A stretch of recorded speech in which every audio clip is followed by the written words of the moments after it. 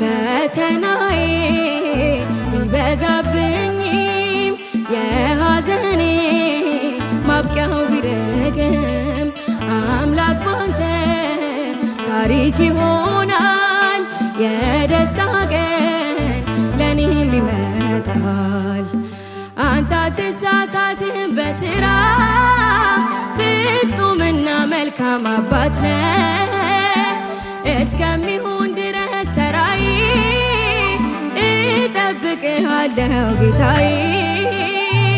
የተሻለ ነገር አስብህልኝ ነው ፈተናው የበዛው።